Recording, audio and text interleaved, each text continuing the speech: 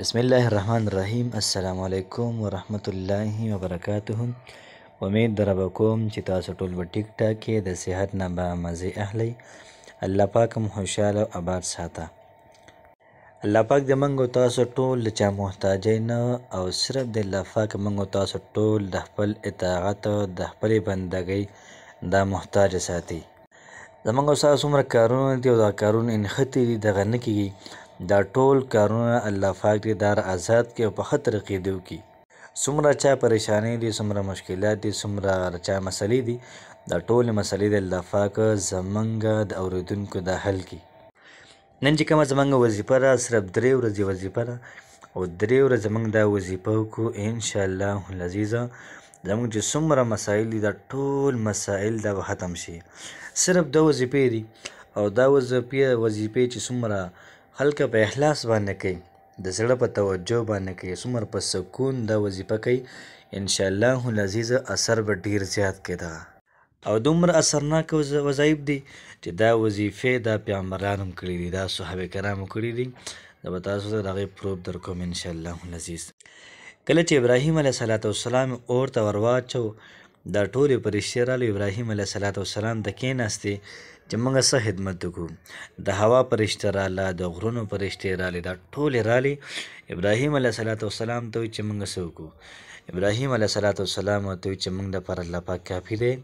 حسبنا الله، زما دپاره الله پاک دا کافي دی. الله پاک ما ته ګوري او ما ویني، تاسو ته هېڅ څه حاجت نشته دی.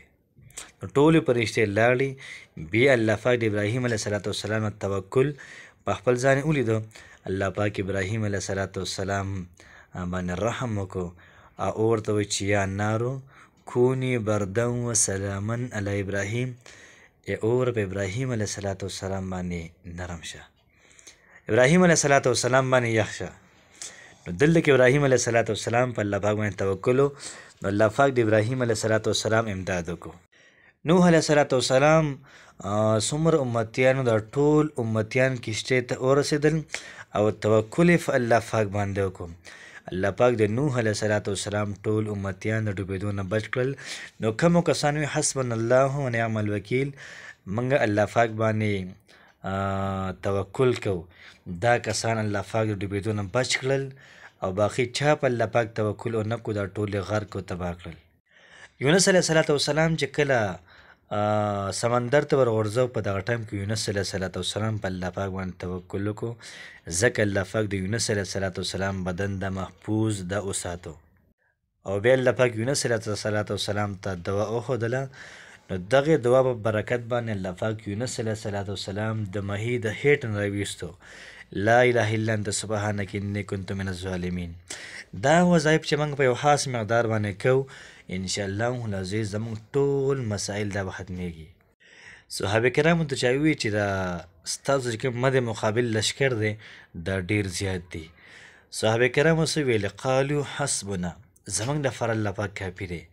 نو دغلته کې صحابه کرامو حسبنا یا حسبنا الله نعم الوکیل ویلی دی، نو ځکه الله پاک د هغوی د امداد وکړو.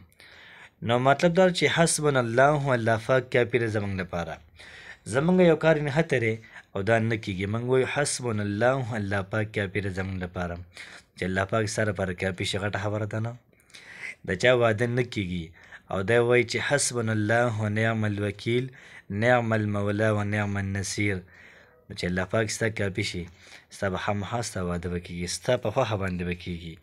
د یو سړي کاروبار دا نښتی وي او کاروبار یې مخکې ځي نه، او دی دا وظیفه کوي چې لا اله الا انت سبحانک انی کنت من الظالمین. دی دا وظیفه کوي حسبنا الله و نعم الوکیل، زما لپاره الله پاک کافي دی. چې دا وظیفه دی کوي نو خامخا به الله پاک د انسان لپاره کافي کېږي. د چا یو مرض دی ډېر زیات خطرناک مرض دی، ټول ډاکټران ورته وایي چې ټیک کېږي نه، او دا سړی وایي چې حسبنا الله و نعم الوکیل، الله پاک زما لپاره کافي دی. نعم المولا و نعم النصیر، الله پاک ښکلی امداد کوونکی دی، ښکلی دوست دی. چې دا وظیفه یو سړی کوي، الله پاک به د انسان ملګرتیا لازمي کوي. خو دا وظیفه به هغه سړی نه کوي چې کوم سړي په الله پاک باندې یقین دا کمزوری وي. کوم سړی چې ډیر زر مایوسه کیږي. الله پاک وی لا تقنطوا من رحمت الله، زما د رحمت نه مایوسه کیږئ مو.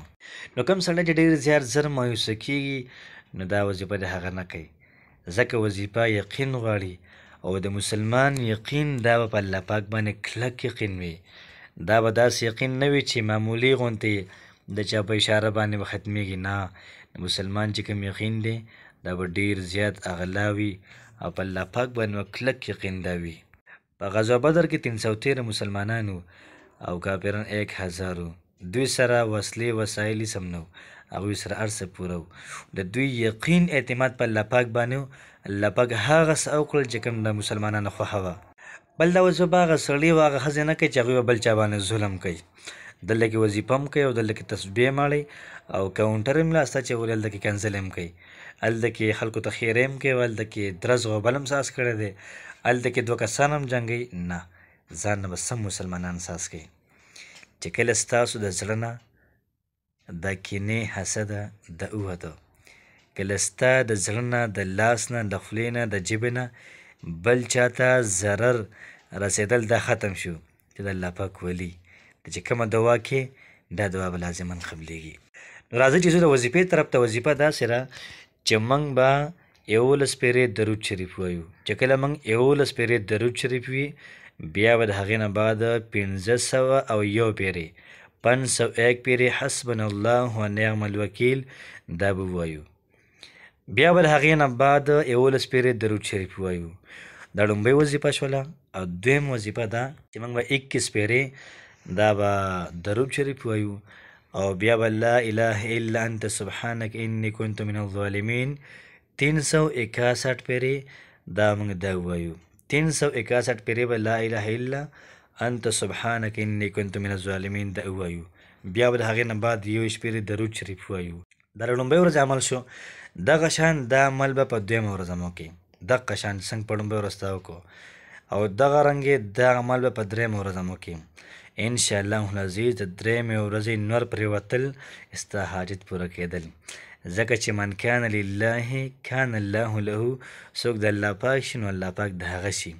الله پاک د منګ او تاسو حقیقت کې د خپل ځان کې او الله پاک دې زموږ او ستاسو ټولو مرسته وکړي، زموږ او ستاسو ټولو امداد دې وکړي. د دې وظیفې څومره چې اورېدونکي دي دې ټولو ته د کولو اجازه شته دی. هر یو بنده که نارینه وي که زنانه وي دا وظیفه دا کولی شي. که دوی وایي چې دا وظیفه د موږ په حق بل چاته وایو، د جمعې په شپه 500 پیرې درود شریف وایي. انشاءالله العزیز د دې وظیفې د پخوالي طرف ته نیت وکړي، وظیفه به یې پخه شي، بیا چې بل چاته مو ورکړي انشاءالله العزیز اثر به کوي. الله پاک دې زموږ او ستاسو ټول مسئلې مسائل دې ختم کړي او ټولې مسئلې د الله پاک حل کړي. الله پاک مو خوشحاله ساته. السلام علیکم ورحمت الله وبرکاته.